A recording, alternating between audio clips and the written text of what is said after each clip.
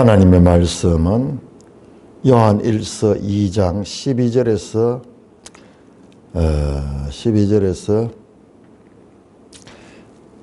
23절까지 보겠습니다. 이 내용이 아주 중요하기 때문에 이것도 두 번, 세 번 나눠야 봐야 되는데, 요한 1서 2장 12절에서 23절까지 먼저 나눠서 보겠습니다. 자녀들아, 내가 너희에게 쓰는 것은 너희 죄가 그의 이름으로 말미암아 사함을 받았음이요. 아비들아, 내가 너희에게 쓰는 것은 너희가 태초부터 계신 이를 알았으며, 청년들아, 내가 너희에게 쓰는 것은 너희가 악한 자를 이겼습니다. 아이들아, 내가 너희에게 쓴 것은 너희가 아버지를 알았으며, 아비들아, 내가 너희에게 쓴 것은 너희가 태초부터 계신 이를 알았으며, 청년들아, 내가 너희에게 쓴 것은 너희가 강하고 하나님의 말씀이 너희 안에 거하시며 너희가 흉악한 자를 이기었음이라. 이 세상이나 세상에 있는 것들을 사랑하지 말라. 누구든지 세상을 사랑하면 아버지의 사랑이 그 안에 있지 아니하니. 이는 세상에 있는 모든 것이 육신의 정욕과 안목의 정욕과 이생의 자랑이니 다 아버지께로부터 온 것이 아니요 세상으로부터 온 것이라. 이 세상도 그 정욕도 지나가되 오직 하나님의 뜻을 행하는 자는 영원히 거하느니라. 아이들아, 지금은 마지막 때라. 즉 그리스도가 오리라는 말을 너희가 들은 것과 같이 지금도 많은 즉 그리스도가 일어났으니 그러므로 우리가 마지막 때인 줄 아노라. 그들이 우리에게서 나갔으나 우리에게 속하지 아니하나니 만일 우리에게 속하였더라면 우리와 함께 거했으리니와 그들이 나간 것은 다 우리에게 속하지 아니함을 나타내려 함이니라. 너희는 거룩하신 자에게서 기름 부음을 받고 모든 것을 아느니라. 내가 너희에게 쓰는 것은 너희가 진리를 알지 못하기 때문이 아니라 알기 때문이요 또 모든 거짓은 진리에서 나지 않기 때문이라. 거짓말하는 자가 누구냐? 예수께서 그리스도이심을 부인한 자가 아니냐? 아버지와 아들을 부인하는 그가 즉 그리스도이니. 아들을 부인하는 자에게는 또한 아버지가 없으되 아들을 시인하는 자에게는 아버지도 있느니라. 하나님 아버지, 은혜를 감사합니다.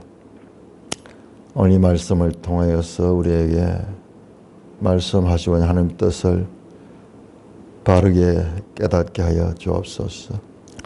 예수님 이름으로 감사하며 기도드리옵나이다. 아멘. 자, 2장 12절에서 14절, 자녀들아, 아비들아, 청년들아, 아이들아, 아비들아, 청년들아, 대상이 3개 나옵니다. 자녀들, 아비들, 청년들. 14절은 아이들, 아비들, 청년들. 그러니까는 이 14절은 아이들이나 자녀들이나, 단어는 좀 다릅니다만은 테크니아, 자녀들아 그런 건 테크니아, 아이들아 그런 건 파이데이아, 이렇게 표현돼요. 아마 이게 같은 대상을 가리키는 것이고 나머지 둘은 같죠. 자, 이 12절에서 14절은 시적인 표현이에요. 시적인 표현. 그냥 논리적으로 읽으면 말이 안 돼요. 자녀들아, 내가 너희에게 쓰는 것은 너희가 너희의 죄가 그의 이름으로 말미암아 죄 사함을 받았으며, 쓰는 목적이 너희가 죄 사함을 받았기 때문에 내가 이 편지를 쓴다, 그런 말이 아니에요. 아비들아, 내가 너희에게 쓴 것은 너희가 태초부터 계신 일을 알았습니다. 내가 그걸 위해가 지금 쓰는 게 아니다, 그 말이 아니잖아요. 그런데 이게 청년들아 내가 너희에게 쓰는 것은 너희가 악한 자를 이겼음이라. 지금 여기에 나오는 내가 너에게 쓰는 것, 그라포 휘민, 현재 쓰고 있다. 현재 쓰고 있는 것. 이 요한 1서를 지금 쓰고 있는 이걸 가리키죠. 14절도 내가 너에게 쓴 것은, 쓴 것, 에그랍사 휘민. 자, 앞에는 쓰는 것, 그라포 휘민. 쓴 것, 이미 이제 완성됐다 하는 뜻이죠. 에그랍사 휘민.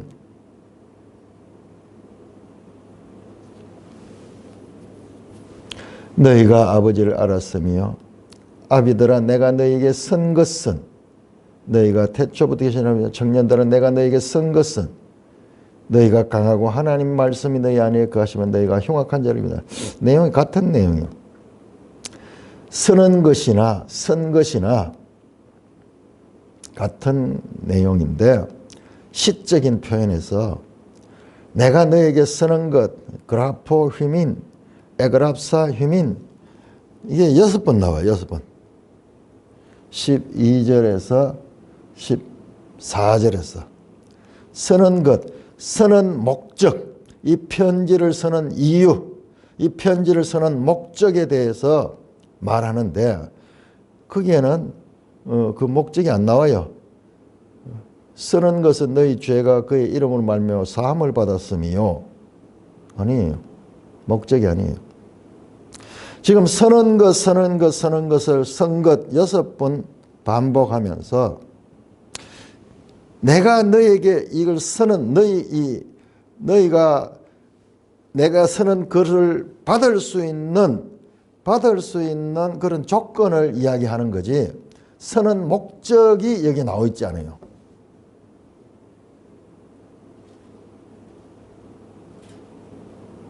뿐만 아니라 이것은 시적 표현이기 때문에 자녀들에게 해당되는 것이 아비들에게 해당되지 않는 것이 아니라 자녀들이나 아비들이나 청년들이나 동일하게 그냥 시적으로 자녀들, 아비들, 청년들 이렇게 부르면서 교회 전체 구성원들을 가리키는 이야기지 자녀에게 주는 말이 따로 있고 아비에게 하는 말이 따로 있고 청년들에게 주는 말이 따로 있는 것이 아닙니다. 다 해당되는 거예요, 사실은. 그런데 그것을 성도 부분을 호칭을 하면서 강조하는 거죠. 성도 전체에게. 성도 안에는 아이들도 있고 자녀들도 있고 청년들도 있고 노년들도 있고 이것을 호칭을 하면서 사실은 성도 전체에 대해서 말하는데 변화 있고 생동감 있게 이 서신을 쓰는 이유를 지금 먼저 드리는 거예요. 이유만 쓰는 이유가 뭔가를 하고 그 쓰는 쓴다는 이야기만 하고 있고 그 목적은 아직 안 나왔어요. 여기 목적은 어디서 나오느냐? 목적은 18절부터 나옵니다. 아이들아 지금은 마지막 때라 적 그리스도가 오리라는 말을 너희가 들은 같이 지금도 많은 적 그리스도가 일어났다. 지금 이 이야기를 하려고 이야기. 적 그리스도에 대한 이야기를 하려고 하는 거예요. 쓰는 목적은 이 편지를 쓰는 목적은 이 적 그리스도적인 사상을 가진 자들에 대해서 지금 그들에 대하여 쓰고 있습니다. 자, 보세요. 26절 나오죠. 너희를 미혹하는 자들에 관하여 내가 이것들을 썼노라. 나오죠.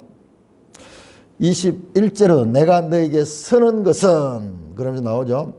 자, 이 편지를 쓰는 목적이 뭔가. 그러니까 이 요한 1서를 읽는 데 있어 가지고 이 목적을 분명하게 모르면요. 아무리 읽어도 이게 무슨 말인지 정리가 잘 안 돼요. 좋은 이야기들이 뭐 여기저기 나와 있는 그게 아니고 일목요연하게 전체가 이 목적을 가지고 거짓 선지자들입니다. 이 적 그리스도가 거짓 선지자면 뒤에 4장에 보면 나옵니다. 이 하나님의 말씀을 왜곡하는 그들에 대하여 말씀하고 있는 것입니다. 자, 거기에 보면은 13절 끝에 청년들아 내가 너에게 쓰는 것 너희가 세상을 이겼다. 악한 자를 이겼다. 악한 자를 이겼다. 악한 자가 뭐냐?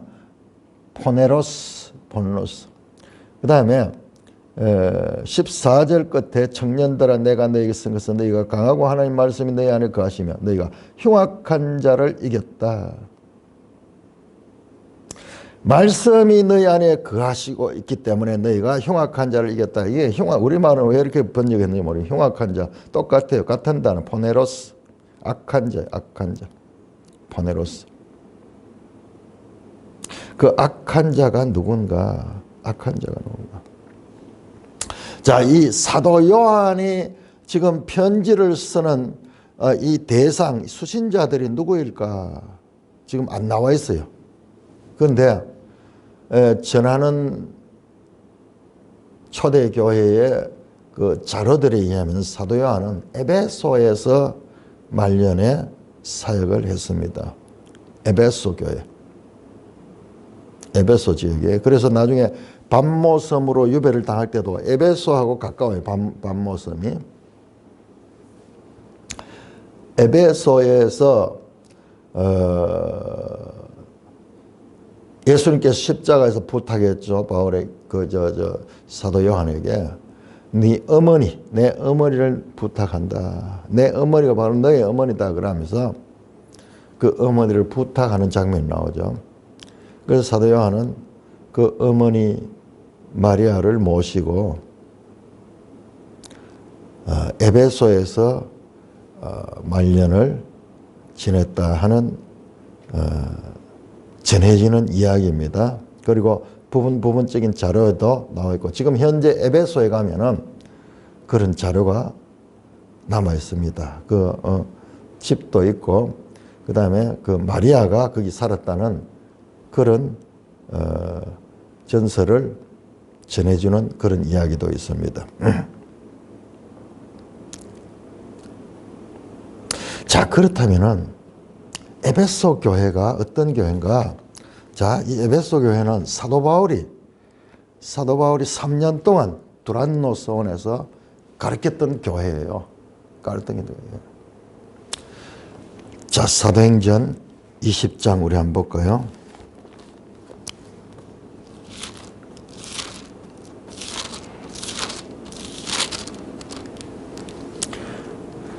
사도행전 20장에 사도 바울이 아마 사도 바울이 가장 오랫동안 사역했을 거예요. 전도 여행 가운데서 19장이 나오는데 사도 바울이 두란노에서 날마다 강론했고 날마다 그 제자들을 따로 세우고 그들을 가르쳤고요. 19장 10절에 보면 2해 동안 이같이 날마다 두란노에서 2년 동안 그렇게 가르쳤어. 그래서 아시아에 사는 자는 유대인이나 헬라인이나 다 주의 말씀을 듣더라. 많은 사람들이 매일 그 두란노 서원에 거기에 장소를 여기 아주 강당같이 이렇게 되어 있는 그런 아카데미 헬레니즘이 에베소가 헬레니즘의 아주 대표적인 도시 가운데 또 하나거든요. 거기서 그렇게 했네요. 자, 그런데 20장 보세요. 나중에 이제 사도 바울이 에베소를 떠나가지고 다른 데 전도하면서 그렇게 갔다가 다시 돌아오는 길에 에베소 장로들을 부릅니다. 밀레도에서 바울이 20장 17절 바울이 밀레도에서 사람을 에베소로 보내어 교회 장로들을 청하니 에베소 세워진 교회 장로들을 자기가 직접 갈 시간이 없고 그래서 그들을 불러가지고 가까운 그 밀레도에서 청했습니다. 거기서 하는 말씀 가운데 참 놀라운 고별 설교가 나오는데 쭉 나옵니다. 그런데 거기에서 이렇게 말씀합니다. 29절 보면 내가 떠난 후에 사나운 이리가 여러분에게 들어와서 그 양떼를 아끼지 아니하며 또한 여러분 중에서도 제자들을 끌어 자기를 따르게 하려고 어그러진 말을 하는 사람들이 일어날 줄을 내가 아노라. 어그러지는 말을 하는 사람들이 이 교회 안에서 일어난다는 거예요. 자기가 떠난 후에 새로운 이리 같은 존재, 사람을 잡아먹는 거죠. 이리가 영혼을 파괴시키고 구원에 이르지 못하게 하는 그와 같은 존재들이 교회 안에 들어와서 양떼를 아끼지 아니하고 성도들을 아끼지 아니하고 또한 여러분 중에서도 지금 이 장로들 중에서도 그런 일을 할 사람이 나올 것이라는 거예요. 제자들을 끌어 자기를 따르게 하려고 어그러지한 많은 사람. 그러므로 여러분 일깨어 내가 3년이나 밤낮 쉬지 않고 눈물로 각사람 3년 동안 이 에베소에서 특별히 두란노 서원에서는 2년 동안 날마다 가르쳐 날마다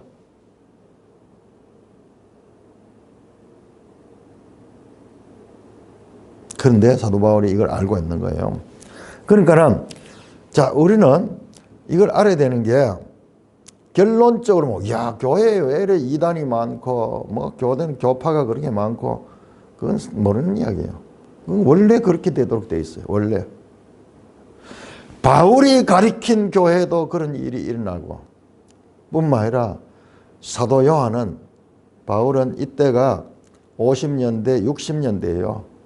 아마 60년대 중반쯤에 순교했을 것으로 생각되는데 그는 사도 요한이 이 에베소로 갔는 것은 그보다 훨씬 더 후예요. 후에 80년대 90년대까지 보게 되니까는 두 분이서 서로 같이 있었던지 이런 자료는 별로 없어요. 그러니까는 사도 바울은 먼저 순교하고 그로부터 지금 20년 후 60년, 70, 80년, 한 20년 후에 지금 요한 1서가 지금 서해진 거예요. 자, 요한 계시록 볼까요? 에베소 교회 제일 먼저 나오죠. 7교회 가운데 소아시아 7교회 가운데 제일 먼저 나오는 게 에베소 교회예요. 가장 많은 사랑을 입고 가장 진리에 대해서 바울의 가르침과 그리고 우리가 여기서 보면은 사도 요한이 또 거기에 머물면서 교회를 가르쳤다. 1차적으로 이 수신자는 에베소에 있는 교회들일 수 있어요. 자, 2장입니다. 요한계시록 2장.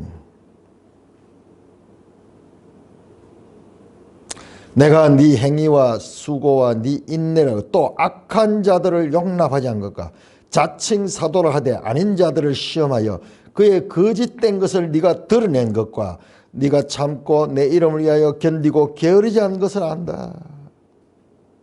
칭찬하는 거예요.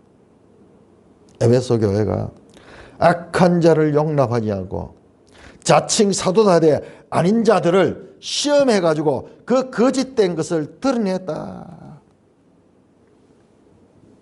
여기 보세요. 우리 요한일서 2장 19절 그들이 우리에게서 나갔으니 우리에게 속하지 않으면 만일 우리에게 속하면 우리와 함께 가서 그들이 나간 것은 우리로 이 미혹하는 자 악한 자 그리고 이 적그리스도 거짓 선지자 전부 동일한 표현입니다. 이들이 교회에서 나갔다 그래 나갔다 추방시켰다. 자, 나갔다고 이제 끝이 났는 것 같지만은 제가 봤을 때는 이들이 나갔지만은요.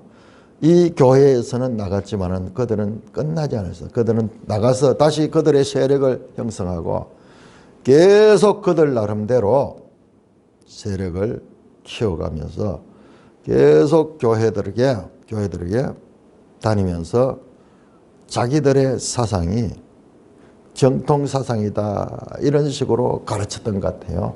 한번 생각해 보세요. 초대교회 때 이런 사도들이 순회하면서 지금 어디로 다닙니까? 바울 사도도 돌아가셨고 지금 다 돌아가셨어.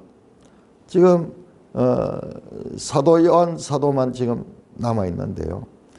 다 그들이 교회를 개척해 놓고 그쪽에 지도자를 세우고 교회가 이제 장로들도 있고 이렇게 했죠. 그렇지만은 얼마나 그들의 신앙이 지식적으로는 열악하잖아요. 성경 자체도 잘 없고, 그리고 사도들이 다 돌아가시고 난 다음에, 그러니까 교회 안에 이제 속사도들 하면서 그런 분들이 일어나긴 하는데, 그럼에도 불구하고 지도자들이 얼마나 참 부족했겠어요.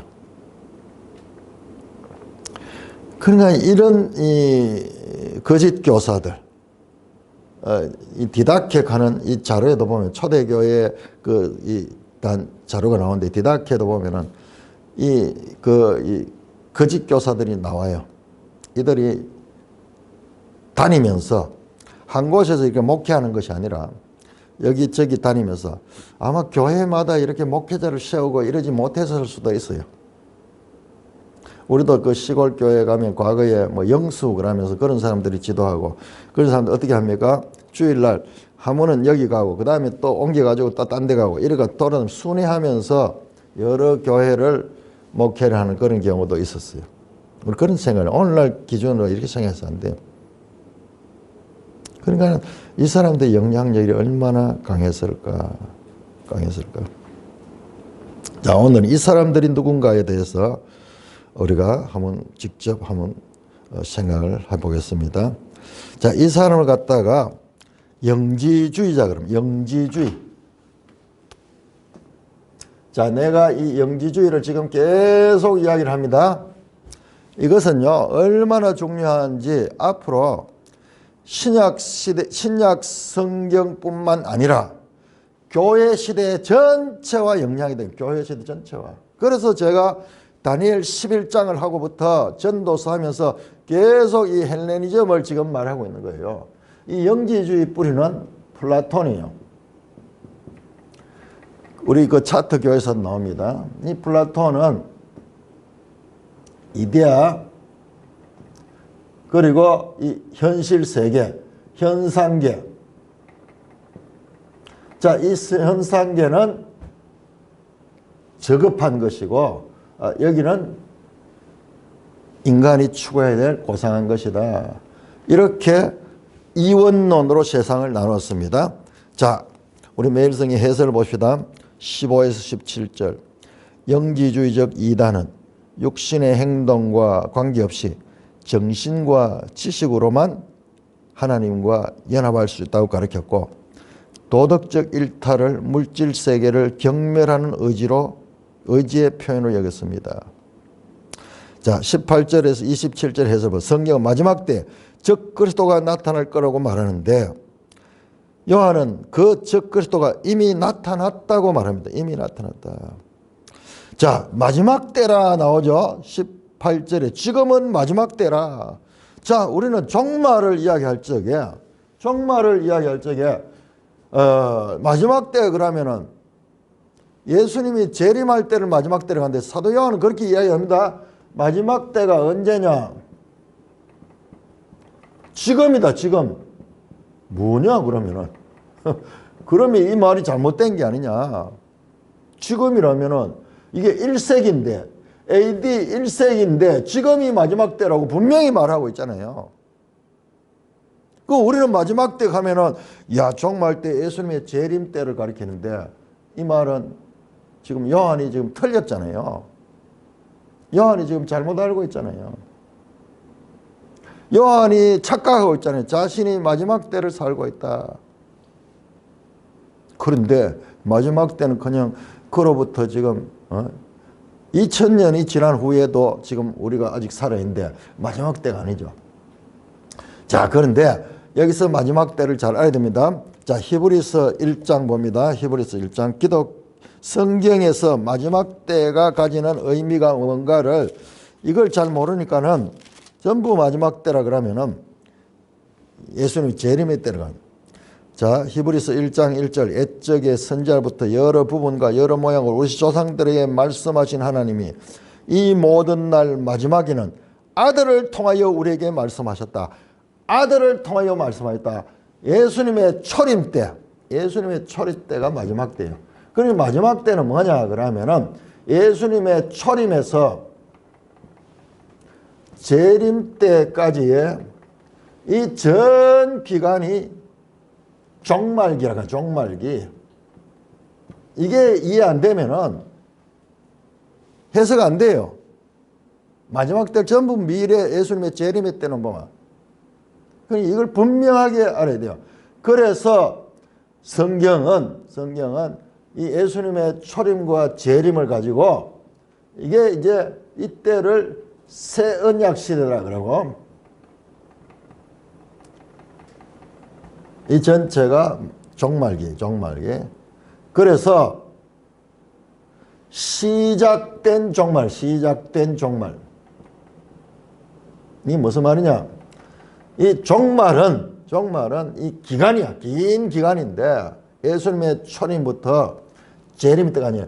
이 재림 때는 종말의 완성이 되는 거고 그 과정은 예수님의 초림으로부터 시작돼 가지고 지금도 종말기는 계속 전개되어 있는 거예요. 우리가 지금 종말기 속에 살고 있는 거예요. 이 교회 시대기도 하고 교회 시대. 같은 겁니다. 자, 이것을 우리가 모르면은 이게 신약 성경을 이해가 안 돼요. 이해 안 되는 게 너무 많아요. 이건 기본 얼개예요. 신약 성경을 이해 안 돼요. 모든 기본적인 시제는 바로 여기에서 출발이 된다. 그래서 저 말은 사도 요한이 지금 잘못 말하는 것이 아니고 정확하게 말하고 있는 거예요. 지금 마지막 때다. 바로 예수님이 오신 이후예요. 그래서 초림과 재림, 이 시작된 종말이라는 이 시기를 모르면은 일단 이거는 성경을 이해하는 데서 가장 기본적인 그와 같은 때다. 잘못된 표현이고 이 말은 정확한 표현이다. 지금은 마지막 때다. 자, 적그리스도 옳은 말을 너희가 들은 거지. 지금도 많은 적그리스도다. 자, 적그리스도가 주장하는 것은 이제 뒤에도 계속 나옵니다. 4장에 나오고 이게 이 편지를 쓰는 목적이에요. 편지를 쓰는 목적. 이들에 대한 경고를 하는 게 이들이 어떻게 잘못됐던가, 이들이 왜 잘못됐는가, 이들이 교회에서 경계해야 될 자들이다 하는 말씀을 지금 계속해서 하고 있는 것입니다. 자, 이 영지주의자들은 예수께서 그리스도이심을 부인한 자다. 22절 보면은 거짓말한 자가 누구냐? 예수께서 그리스도이심을 부인한 자다. 그들은 어떻게 이야기하냐고, 예수와 그리스도, 예수께서 그리스도이심을 부인한 자예요. 자, 우리 이 말을 잘 봐야 됩니다. 늘 우리는 예수 그리스도 이렇게 붙여서 나오니까는 불가분리죠. 그런데 이 거짓 교사들의 가르침은 예수님과 그리스도가 같지 않다라는 거예요. 같지 않네. 이걸 부인하는 거예요. 우리는 예수 그리스도 이 두 분은 불가분리적이다 이래 보는데 이들은 예수와 그리스도를 분리하는 거예요. 그래서 예수께 그리스도는 잠시 임했다. 세례를 받을 적에 그때 비둘기같이 임했을 때 그때 잠시 임했고, 그리고 십자가에 돌아가실 때도 그 자리에 없었다. 그렇게 해서 가현설을 주장했죠. 제가 여러 번 이야기했죠. 자, 이 부분을 이제 좀 더 정확하게 오늘 이 부분에 대해서 살펴보고, 자, 왜 헬레니즘을 우리가 알아야 되는가? 자, 이들을 갖다가 그노시스라 그랬죠. 영지주의자를 갖다가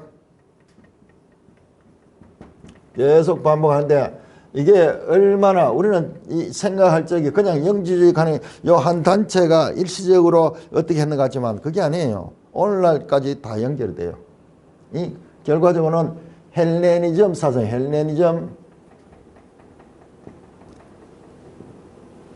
여러분, 헬레니즘 사상이 얼마나 이 강력한 영향력을 끼치고 있는지는요, 우리가 마치 날마다 여기에 살면서 공기를 마시면서 살아가면서도 공기가 있는지조차 의식하지 못할 정도로, 그 정도로 이 사상은 오늘날까지도 큰 영향을 끼치고 있습니다. 그러니까는 처음에 복음이 이 땅에 전해질 적에 어디에 지냐? 망망대해 같은 이 바다 속에 일엽편주 같은 복음이 전해졌는 거예요. 그걸 알아야 됩니다. 우리는 성경을 중심에 보니까는 이게 주가 되고 헬레니즘은 뭔가 좀 이게 부차적인 그런 것으로 보게 되는데, 그거는 우리 관점이 지금 성경을 붙들고 있어 그런 거지. 객관적으로 보면은 이와 같이 복음이 선포된 그 시대는 헬레니즘 문화가 온 세상을 지배하는 그와 같은 시대입니다. 자, 영지주의는 그노시스 그런데 신령한 지식이다. 신령한 영적 지식을 추구한다. 기독교하고 너무 닮았는 거예요. 이들은 인간의 현실을 물질적이고 갖고 보면서 더 높고 나은 상태, 이데아의 상태, 하늘의 상태, 우리 성경적으로 이야기하면 이 세상과 하나님 나라를 구별하듯이 그렇게 구별하는 거예요. 이게 완전히 잘못돼 버렸으면은 우리가 분별하기 쉬운데 이게 너무 비슷한 거예요. 그러니까는 초대교회 때 이 사상이 기독교로 전해지는데 많은 사람들이 그 분별하지 못하니까는 그렇게 가게 되는 거예요. 그들은 애초부터 이 물질계를 만든 창조주는 열등한 신이다. 열등한 신이다. 데미오르고스가 물질로부터 이 세상을 창조한 것은 그 자체가 하며 하등적인 신이고, 이 물질로부터 인간을 해방시키는 것이 구원이다. 그렇게 주장합니다. 그래서 너무 비슷하면 하늘로부터 구세주가 임한다고 이야기합니다. 하늘로부터 구세주가 이런 거예요. 그건 똑같아요, 우리. 그렇지만은 영적으로 임한다. 물과 피로 임하지 않는다. 육체로 임했다. 요한은 나중에 강조하는데 그들은 그 말이 아니에요. 그냥 영적으로 임한다. 신적 불꽃 속에 거하는 영지를 소유한 자들이 해탈을 누리게 되는 거다. 구원을 그렇게 이야기하는 거예요. 그러니까 그리스도가 육체적인 죽음을 통하여 그렇게 구원했다는 이 말은 그들이 받아들이지 않는 거예요. 이들은 자신들만이 그리스도부터 전수된 비의적 지식을 가지고 있다. 자, 이 사람들이 항상 중요한 것은 이 비밀 종교가 있어요. 이게 좀 그리스가 헬레니즘 인본주의 같지만 여기에 신비주의 요소들이 많이 있어요. 겉으로는 모든 종교로 나타나지만 그 속에 신비 나오는데, 이 비밀, 그렇죠? 특수한 영지를 가진 사람들만이 가지는 지혜가 있어. 그 일반인들 알 수 없는. 그러면서 그들은 영적인 자신들이 엘리트라고, 그러면서 엄청난 그런 이 교만함과 권위를 가지고 있습니다. 그러니까는 교회 성도들을 무시하는 거예요. 뭐냐면 너희는 아직까지 수준이 너무 낮다. 그래서 성도들을 사랑하지 않는 거예요. 계속 그들이 사랑하지 않는다 하는 이야기 나오는 것이, 봐라 그들이 열매를 받아 그들은 성도를 사랑하지 않잖아 하는 이야기가 바로 이와 같은 배경을 두고 있는 것입니다. 자, 그런데 이들에 대한 아주 중요한 자료가 나왔는데 그것이 이레네우스라는 그와 같은 속사도예요. 속사도. 그 요한의 제자 폴리갑의 제자예요. 폴리갑 제자. 그 요한과 동시대에 살았던 그 이레네우스라는, 아마 동시대에 살지 못할 수도 있어요. 아마 이레네우스가 한 100몇 년경에 존재했을 거예요. 그 폴리캅이라는 이름 들어봤죠? 폴리캅 대단합니다. 우리 성경에 안 나오지만은 그 사도 요한의 제자인데 나중에 순교하는 그런 전설들이 많이 나와 있습니다. 폴리갑. 그 폴리갑이 제자인데요. 그 이레네우스가 썼는 글에 이단에 대하여 콘트라 히라시스 하는 책이 남아 있어요. 콘트라 히라시스. 그러니까는 이 초대교회 이단이 얼마나 중요한가. 이걸 이해하는 게 얼마나 중요한가. 그러니까 오늘날도 마찬가지예요. 성경이 요 1세기 교회 문제로 끝난 것 같지만은 이 가르침은 오늘날까지 지금 적용되는 거예요. 그래서 내가 이걸 계속 반복해서 강조하는 겁니다.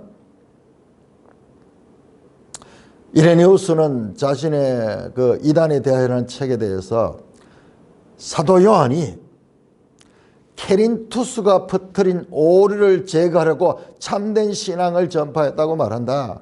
그러니까 이 가현설, 이 영지주의의 사상을 이것을 무너뜨리려고 그 오류를 제거하려고 힘써 참된 신앙을 전파했다. 바로 요한 1서 그거잖아요. 이 영지주의는 자신들만이 영적 엘리트라고 생각하고 윤리적으로는 금욕적인 삶을 추구하며 물질을 기피하고 계명을 무시하는 것이 영적 인간의 자유로 내세우면서 세상적인 것에 대해서는 전혀 어떤 마음대로 할 수 있는 그런 윤리적 일탈에 이릅니다. 하나님이 그 아들을 세상의 구주로 사람의 몸을 입고 보냈다는 것은 그들이 받아들일 수 없는 그와 같은 사상이에요. 그러니까 예수께서 육체로 오심을 그들은 부인하는 거죠. 그러니까 영지 사상과 이런 사상은 맞지 않죠. 그래서 케린투스는요, 그러면은 예수님께서 세례를 받을 때 그때 그리스도가 임했다고 주장하잖아요. 케린투스는 뭘 몰라? 성령에 대해서 전혀 몰라. 성령에 대해서 몰라. 그러니까는 그때 임한 것은 비둘기같지만 성령이지, 성령과 그리스도를 오해하면서, 그러니까 이 뿌리가 뭐냐 그러면 이게 플라톤 사상입니다. 그러니까는 교회는요, 교회 시대에는 계속해서 이 사상이 조금만 우리가 바른 가르침이 희미해지면은 이 사상이 들어오는 거예요. 이 사상이. 오늘날도 마찬가지예요. 우리가 말씀의 바른 교훈을 제대로 깨닫지 못하고 있으면은 자기도 모르는 사이에 이 헬레니즘적인 그와 같은 체계 속에서 하나님을 믿는다 하면서 착각하게 되는 겁니다. 그래서 이 플라톤 사상이 정말 큰 영향을 끼치는데, 자, 이 플라톤 사상은 우리 기독교 사상과 아주 흡사합니다. 자, 그런데 4세기경에 어거스틴이라는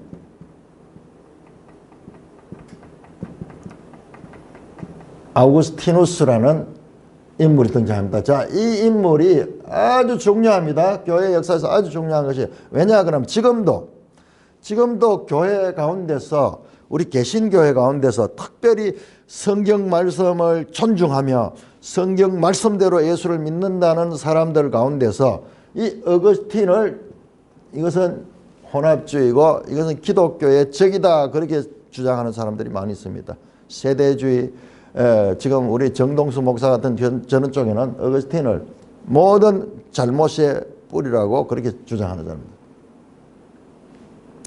또 다른 한 경우에는 이 어거스틴이야말로 기독교 신학을 제대로 정립한 인물이다, 그렇게 주장하는 그런 무리들이 있어요. 저는 이 두 가지를 다 경험해서, 저는 처음에는 이와 같은 사상, 어거스틴을 완전히 부정하는 그와 같은 사상을 가졌는데, 자, 이런 사람들의 특징은요, 자기들이 아주 진리에 정통하다고 하는 사람들이 하는 그 사상에서 보면요, 어거스틴이, 왜냐 그러면 어거스틴 속에 뭐냐 그러면 이게 이 기독교와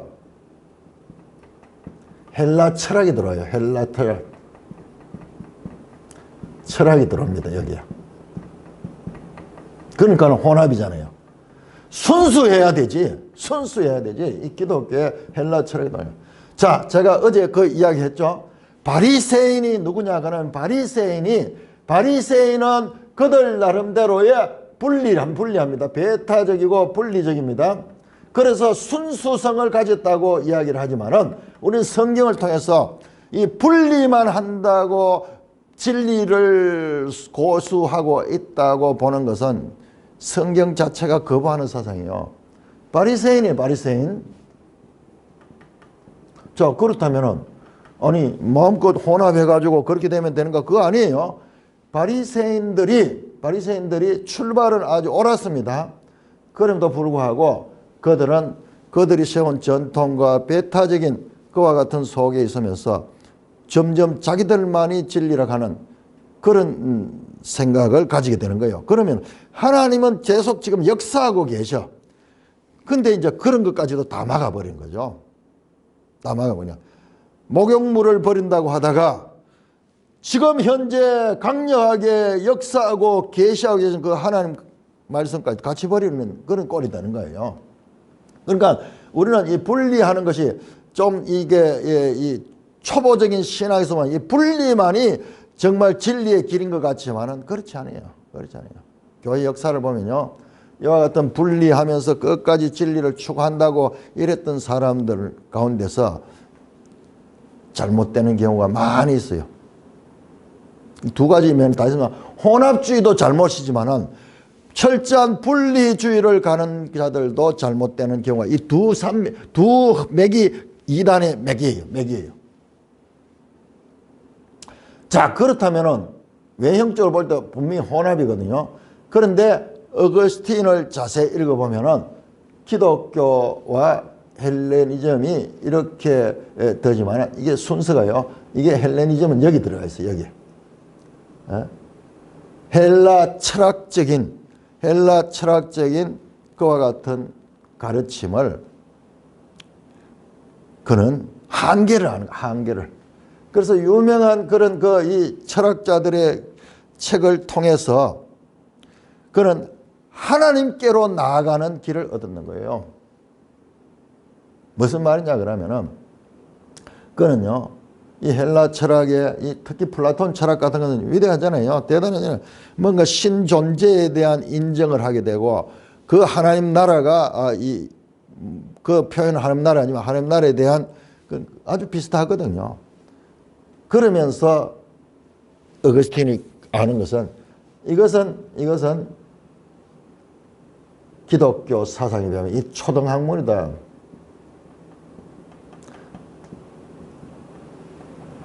초등학문이니까 버려야 된다가 아니에요. 여기에 사도 바울이 이 철학과 이런 것들은 이 세상의 초등학문이라고 했는데 그러니까 어거스틴이 바울 사상을 가장 잘 이어받은 분이 어거스틴이라고 그렇게 주장을 하는데요. 그래서 그의 글을 읽어보면요. 철학에 빠진 것이 아니고 철학의 한계를 알아요. 철학의 한계. 그러면서도 이 이 헬레니즘 보편적이잖아요. 누구나 이해할 수 있고 알아들 수 있는 그런 수사학이라든지 이런 게 있기 때문에 이걸 사용해서 기독교를 설명을 하고 그거는요 철저하게 성경 중심입니다. 성경 중심. 어거스틴을 잘 몰라서 그래요. 어거스틴만큼 이 4세기 사람인데 성경을 제대로 깨달은 사람이 있어요. 초대교회 교부들 많이 나오거든요. 유명한 오리겐이라든지 무슨 제롬이라든지 어마어마한 교부들이 나오지만은요. 그들이 가지고 있는 것은 이 성경에서 자꾸 벗어나요. 자꾸 이 철학적인 이런 쪽에 너무 기울어진데 어거스틴은요. 확연하게 구분해요. 확연하게. 이 참 좋지만은 이게 한계가 분명해 보여. 그래서 성경을 연구하는데 그 성경에서 신약과 구약의 연속성과 그리고 차이성 그 유명한 말씀하잖아요. 구약은 신약 속에 암시되어 있고 신약은 구약 속에 암시되어 있고 구약은 신약 속에 해석된다. 그런 말도 어거스틴 말이에요. 그 말이 쉬운 말이에요. 성경은 깊이 깨달을 때 나오는 거예요. 많은 사람들은요. 이 당시에 마르시온 같은 그런 이 지도자들은요. 신약은 성경이고 신약 가운데도 몇 권만 성경이고 구약 저것은 잘못된 거다. 구약의 하나님은 나쁜 하나님이다. 전부 이런 식으로 신약과 구약의 연속성을 보지 못하는 시대에 이분은 이걸 다 받는 거예요. 그래서 오늘날 우리가 성경을 공부하는데 보면은 신약과 구약의 연속성, 이게 없으면은 성경이 성경되지 않아요.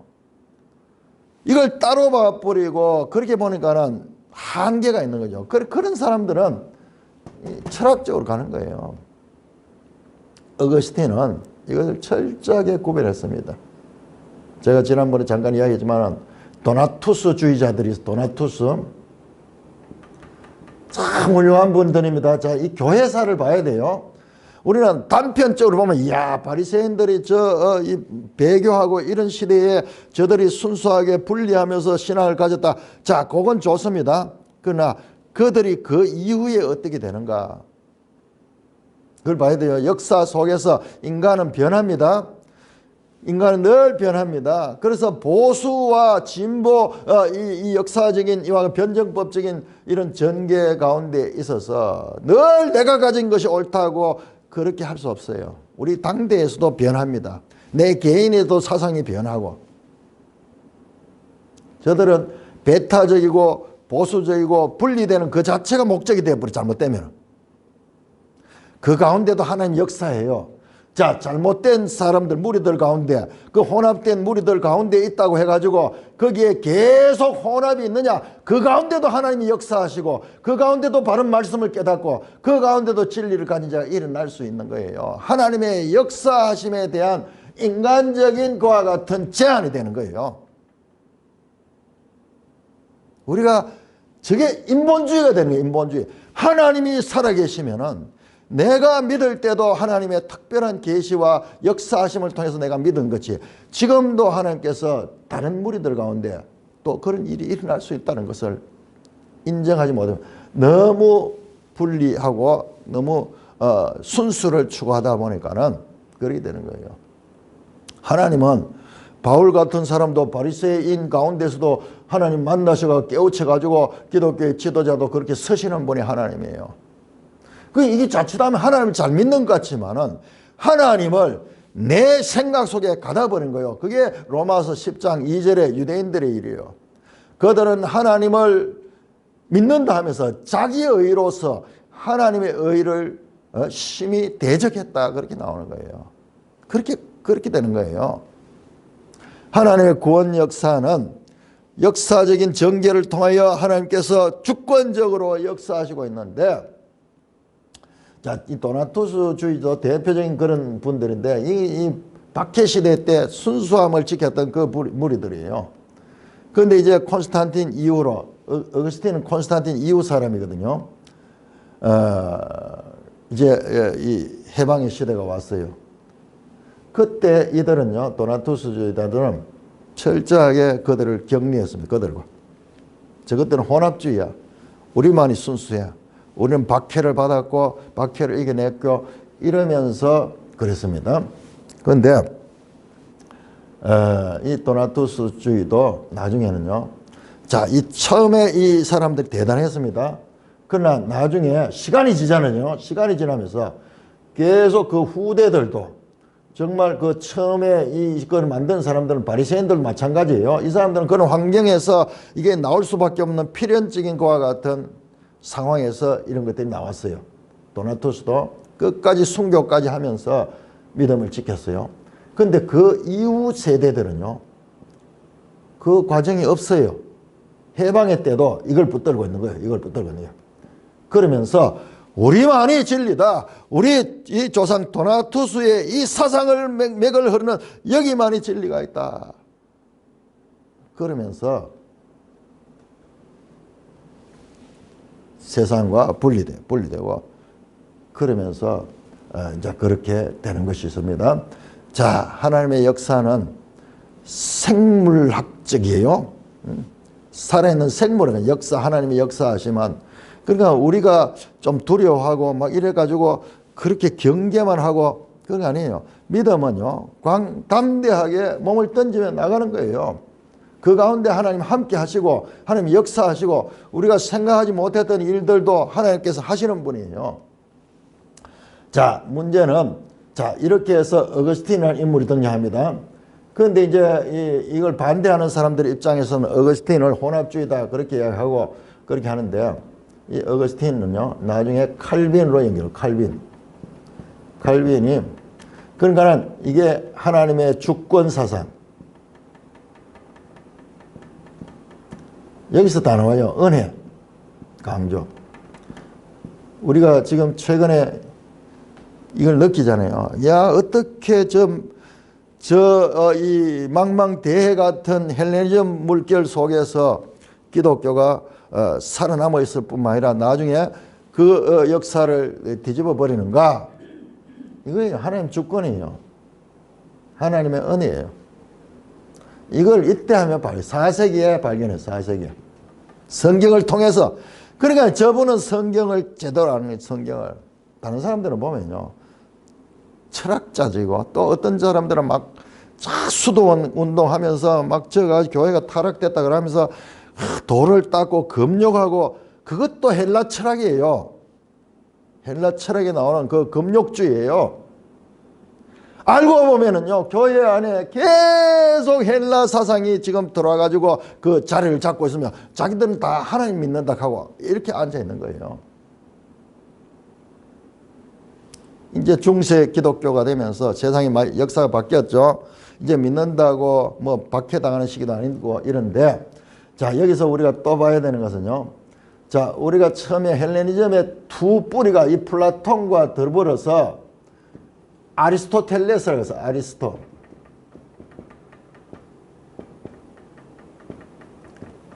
이 플라톤의 제자인데 플라톤과 반대되는 생각을 가져요. 다른 생각을 가졌어. 그래서 그 그림 속에, 아테네 학당 속에 플라톤은 손을 위로 향하고 있고 아리스토텔레스는 아래로 향하고 있죠. 이 사람은 플라톤과 달라요. 이 세상, 현실, 이 물리적인 이 세상에 여기에 중요성을 가지고 받는 거예요. 그럼 교회는 계속 영지주의 플라톤 사상이 교회 안에 언제까지? 1200년까지. 지금 중세시대입니다. 중세시대라 한 3세기부터 4세기부터 한 1400년까지 14세기, 15세기 이때를 우리가 한 1000년경을 중세라 그러는데, 이 보세요. 한 1000년이라는 세월이 있어요. 여기에 이게 어마어마한 세월, 1000년 동안 로마 가톨릭이라는 이 세력이 이걸 가진데, 자세히 들다 보면은 어거스틴이 같은 인물이 나와가지고 제대로 말씀을, 성경을 통해서 이 신앙을 가르쳤지만은, 그러나 이 사상은 오래가지 못하고요, 헬레니즘적인 이런 요소들이 해가지고 계속 잠식당해요. 그런데 1200년, 1300년 이 무렵에 이제는 뭐가 도느냐 하면 아리스토텔레스가 살아납니다. 아리스토텔레스는.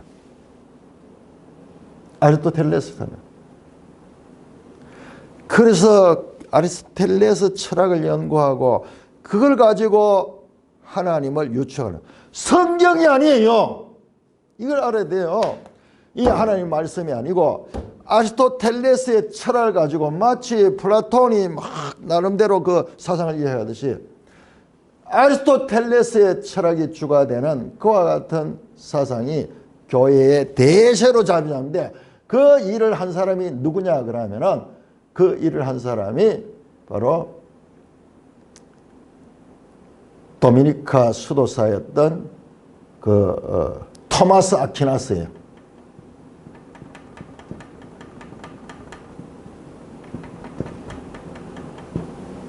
토마스 아퀴나스. 한 1000년 후에, 어거스틴 후에 한 1000년 후에 또 위대한 신학자라고 하면서 등장하는 이 토마스 아퀴나인데, 이 토마스 아퀴나 아리스토텔레스예요. 아리스토텔레스.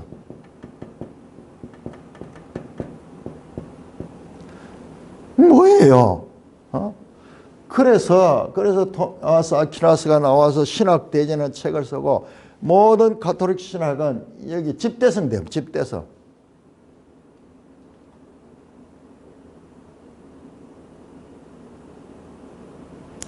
어거스틴하고 다릅니다. 어거스틴은 철저한 성경 중심 성경.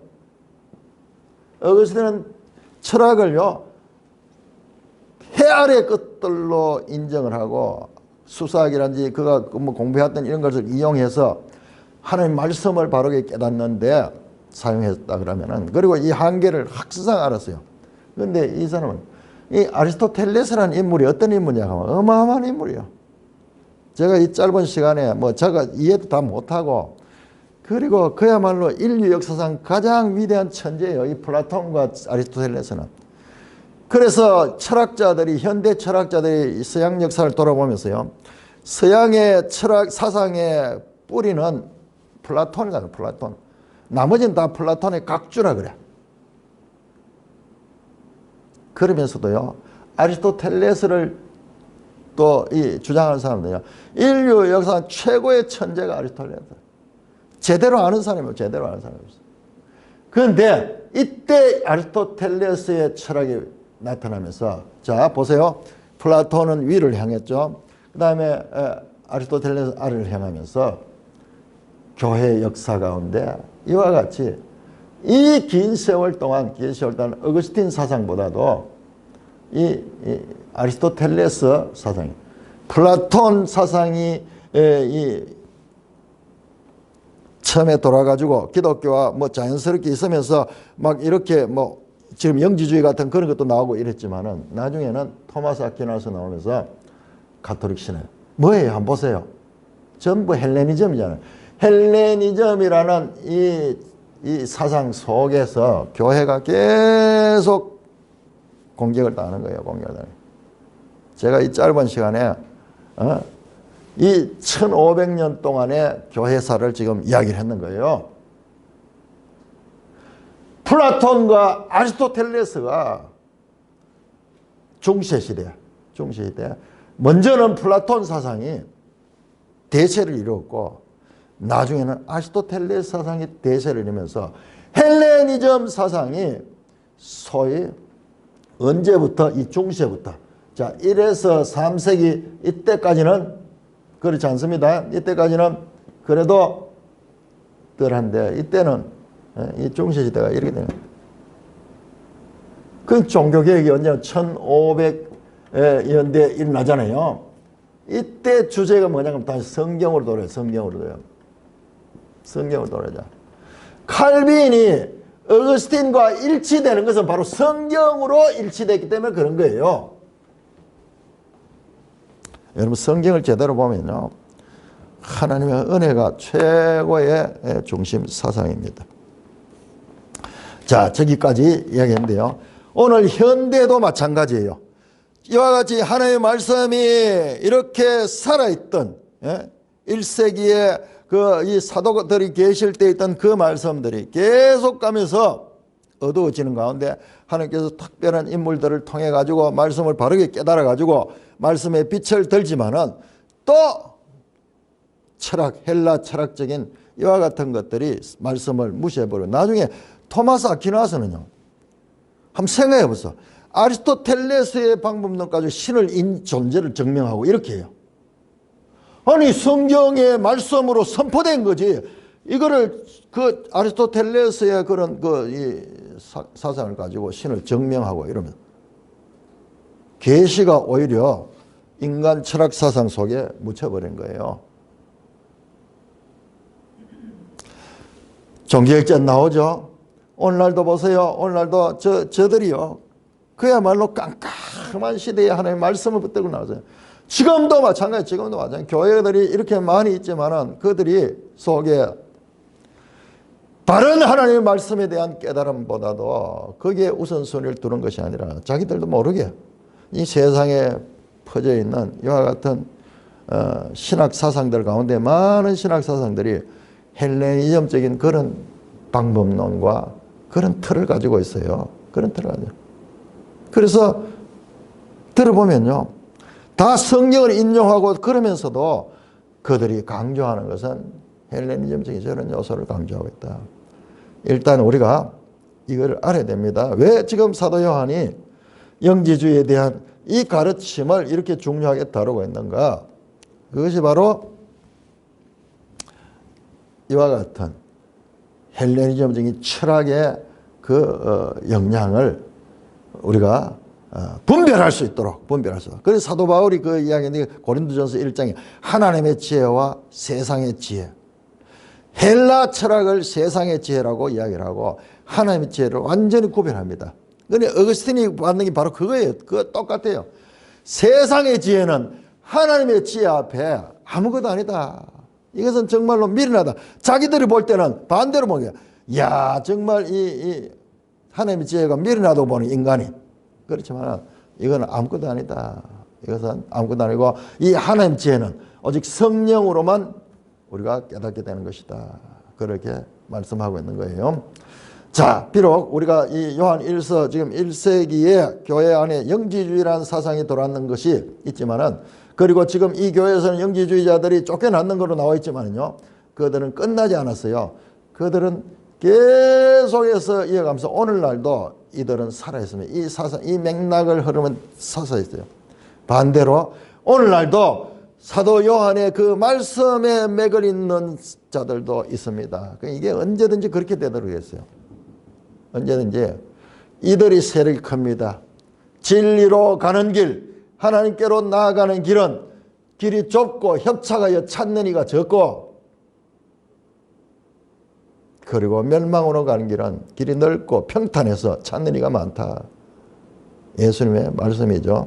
그러니까 이건 숙명적으로 그렇게 되어 있는 거예요.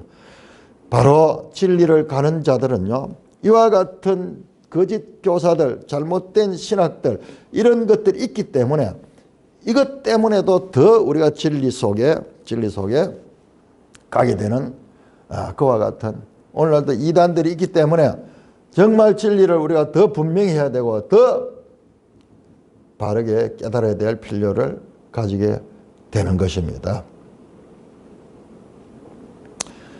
찬송가